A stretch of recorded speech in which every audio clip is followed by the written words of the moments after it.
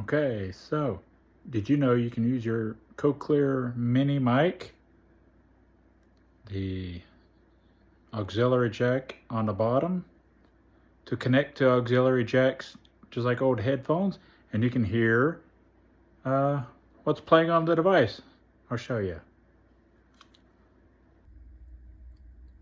Starting with your Cochlear Mini Mic, as I have for my Cochlear Nucleus 8, pay attention to the bottom where you have your auxiliary jack. 3.5 millimeter. Looks like an old school headphone jack for your headphones. Okay, so begin there. And do as I did. If you don't already have one, buy you a 3.5 millimeter male to male auxiliary cord. Look on your device for your auxiliary jack input or output. Usually I have the picture like on here, you can't see. Looks like headphones. Again, notice they're both, it's called male to male. Plug one in till you see the little headphones icon. Plug it into your auxiliary jack, and then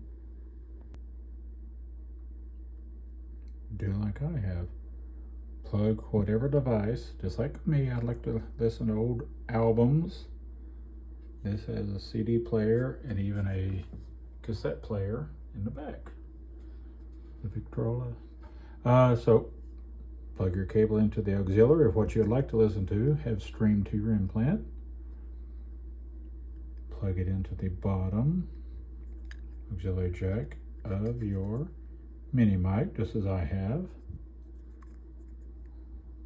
Turn the little filler on, and I'll just set it right here. And then we all know how to select the source, the mini mic in your Cochlear app, Nucleus app, and stream that right to your ears, whether it's old records, albums, or whatever else. Use your Cochlear Mini Mic, the auxiliary jack, plug it into, I don't care, in your car or anything, and you can listen to, like with me, old albums. Just for a good enjoyment there.